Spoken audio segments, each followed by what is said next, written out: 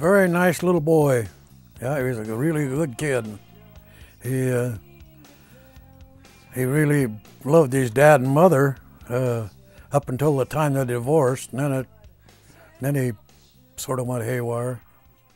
I think it hurt him because his dad and mother didn't pay that much attention to him after that, and I think it hurt him a lot, and so he just sort of crawled in his own shell.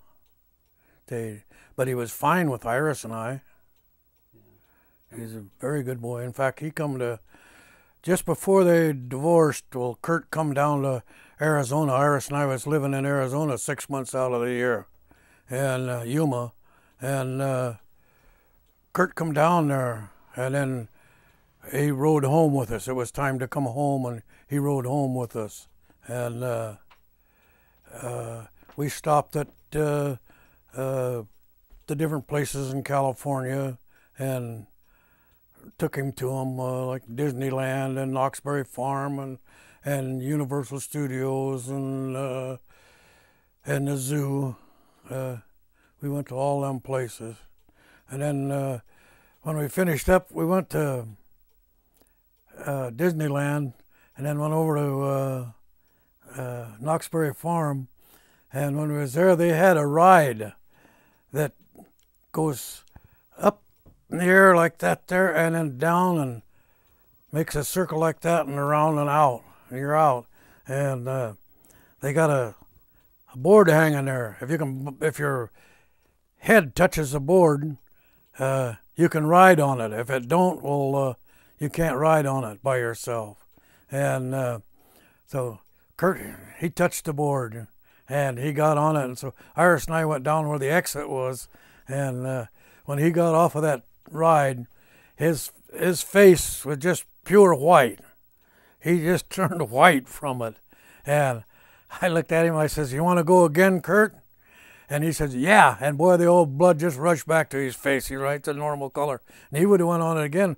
And then we went over to their electric bumper cars, and he couldn't touch his head on that. He couldn't ride in one of them. But he could ride that damn thing there going up. And we finished up there. We went home, started home, and he fell asleep. We were sure glad he fell asleep when we went by Magic Mountain. We'd have had to stop and go there. He had us tired out. I think he was, oh God, he started drawing, I suppose, about the time he could hold a pen in his hand or a pencil. And there's this one here. He was 6 years old. And the way this come about was he come over to the house one day and he had a picture of Mickey Mouse that he drew. And he says, "Grandpa," he says, "look what I drew." And I said, "You didn't draw that." I said, "You traced it." And he got about half mad. And he says, "I did not." He says, "You give me a piece of paper." And he said, "I'll show you." He said, "I won't draw you." He said, "I'll draw Goofy." And so he drawed Goofy then. He was 6 years old when he done that. Well, this here he done in 1980. This one. That's 1980.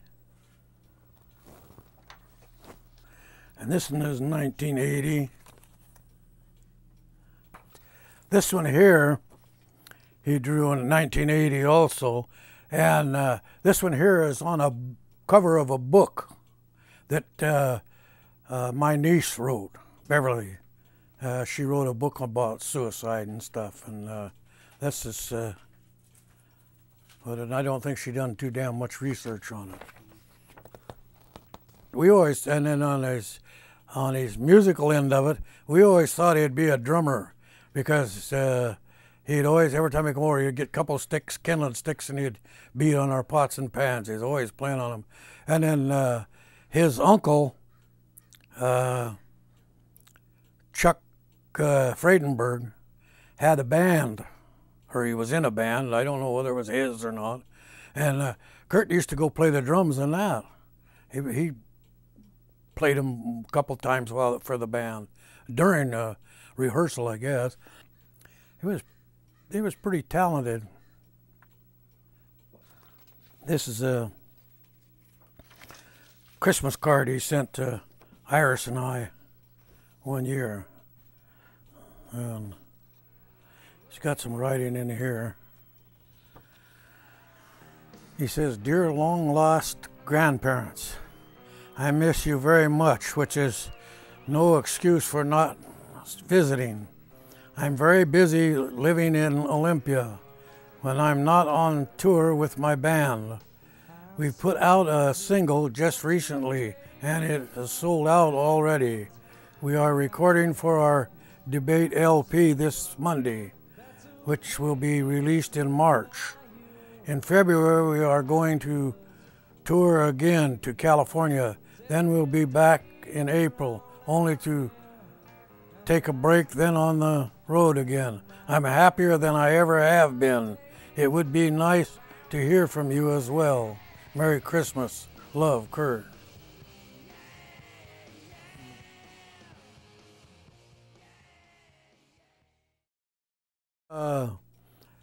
Aberdeen is one of these towns that's it's not who you are, it's what you are. I mean, people up on the hill, their kids could do no wrong, and but all the kids from South Aberdeen now, they were a bunch of hoods. I only know of one kid from South Aberdeen that the school or any of them ever recognized, and that was Tony Vastalica, and that was on account of his basketball feats. And so that's the only reason I can see that they liked him. I get letters from all over the world. I got stacks of them in there. And you know, the funny part of it is the people here in Aberdeen really don't want nothing to do. That's where Kurt got the redneck part. Don't want nothing to do because he was on dope. But at the same time, they run Kurt down, and he was a native son here. But at the same time, what about Elvis Presley, Sammy Davis Jr., Judy Garland, all of them?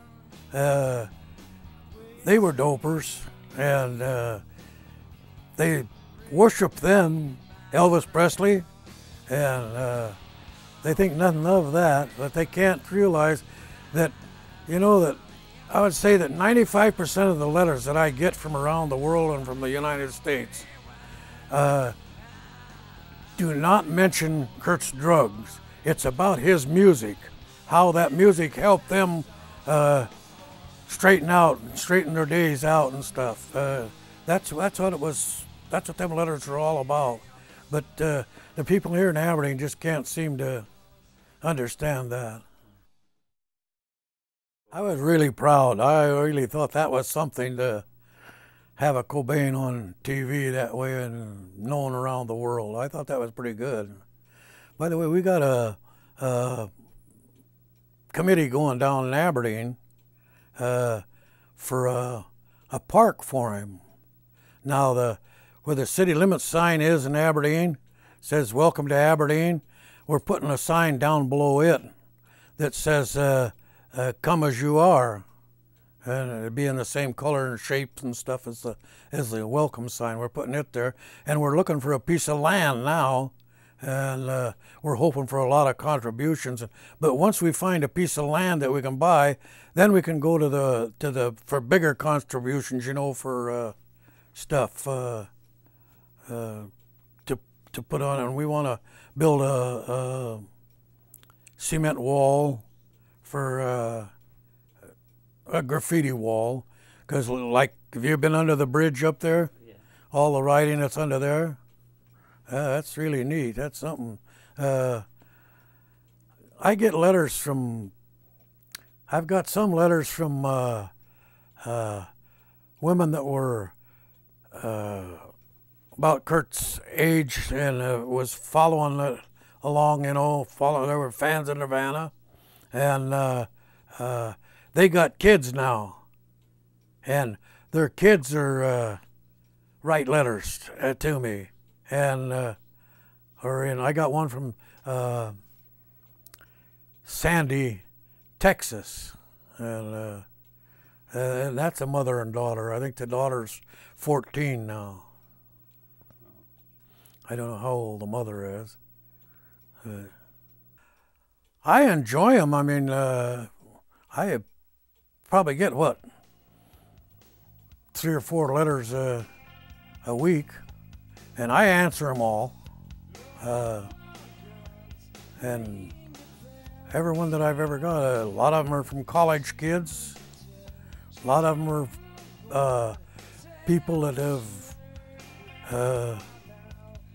grown up with Kurt's music and are married and got kids of their own now, and there's an awful lot of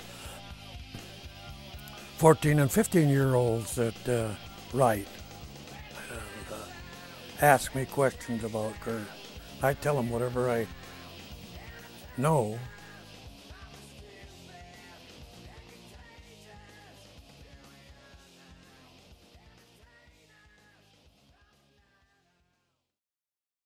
We was here at the house and the phone rang and it was windy, calling, stating that Kurt had committed suicide. And it really shocked my wife. Well, it did me too. I mean, 'cause I didn't think he was suicidal at all. There's just too many facts that they missed. I mean, the first thing is, how come that shotgun was still laying on his chest?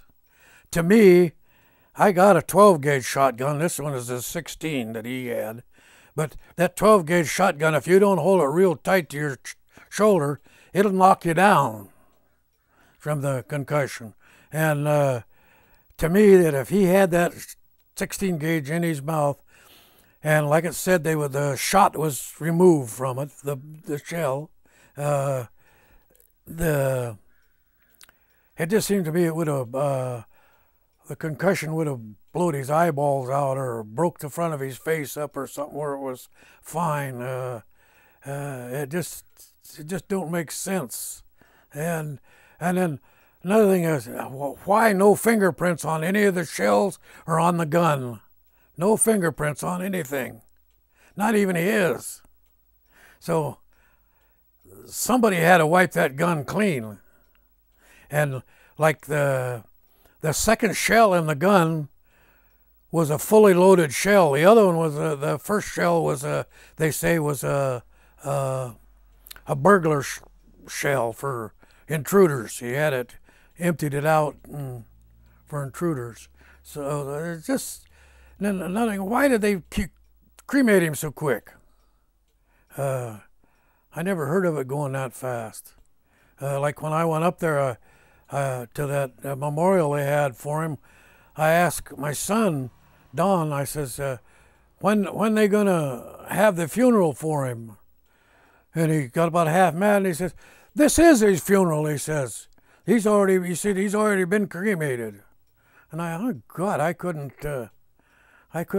just couldn't fathom that. Why so soon? Unless there was something wrong. And then Courtney led that, Grant led him all around by his nose with her stuff. And it was false, just carrying him away from this stuff. When I first met her, like that picture over there, it's over on the counter over there, I thought she was pretty nice. That picture was taken sitting right over there, and I thought she was nice. But then when I was at the house in Seattle with Kurt, I didn't get to talk to her. I don't think I just said hi. That's about all. And then she went to town, called a limousine and went to town, and Kurt and I went out to eat then and come back. And then I left the next morning. They were both still in bed, and I left the next morning to pick my wife up and take her out from the hospital and take her home. And that was the last time I ever seen Kurt.